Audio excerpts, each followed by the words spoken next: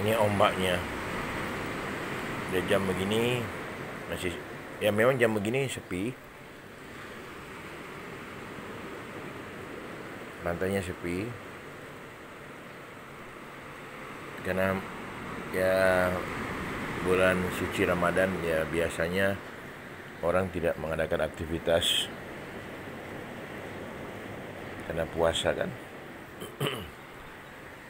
Ya kami juga karena di dalam waktu bulan suci Ramadan ini kami kebetulan ada melakukan survei lokasi di daerah-daerah di Pelabuhan Ratu dan di ujung Genteng. Makanya kami antara bekerja dan rekreasi. Tuh, pantai yang cantik, yang indah, yang mempesona.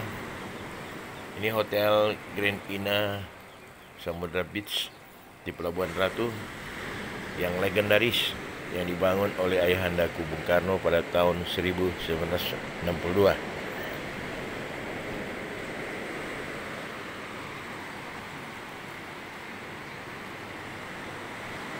Hotel ini sudah 61 tahun tapi masih kokoh berdiri di pinggir pantai Pelabuhan Ratu karena dibangun oleh arsitek-arsitek dari Uni Soviet waktu itu ya. Sekarang Rusia yang bekerja sama dengan arsitektur dari Institut Teknologi Bandung, ITB. Ini luar biasa ya.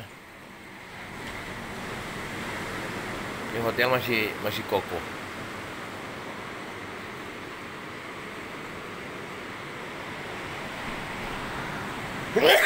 Aduh, sorry. Aduh,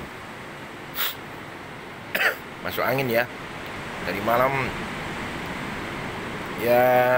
malam jalan-jalan tanpa AC dengan mobil, jadi ya maklum lah pergantian cuaca atau suasana. Itu ada karambak ya dari nelayan-nelayan di Pelabuhan Ratu.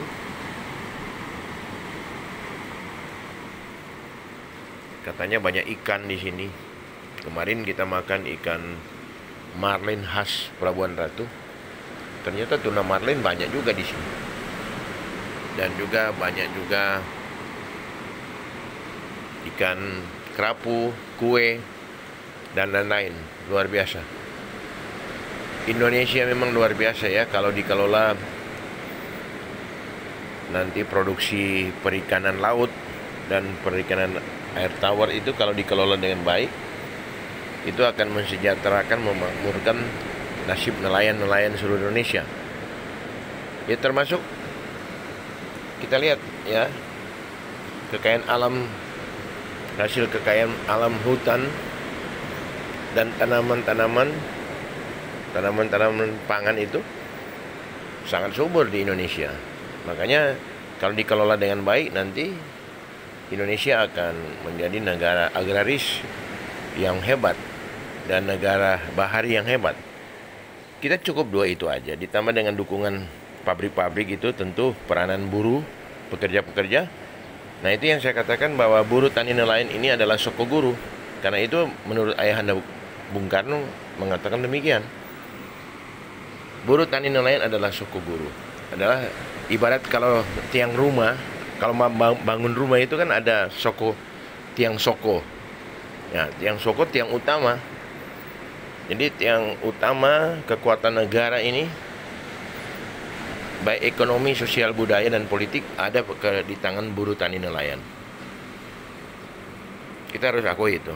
Makanya tujuan berbangsa dan bernegara salah satunya pemerintah Indonesia harus memperhatikan, memakmurkan, mensejahterakan kaum buruh, kaum tani, kaum nelayan. Nah, ketiga bidang inilah di sektor industri, sektor pertanian, dan sektor perikanan, baik perikanan laut maupun perikanan darat. Kita harus genjot ya, kita harus genjot supaya memproduksi yang maksimal. Dan kita kelola sendiri. Lingkungan alam yang hebat dan yang luar biasa di Indonesia ini, jangan semua kita serahkan kepada tenaga-tenaga asing saja atau pengusaha-pengusaha asing.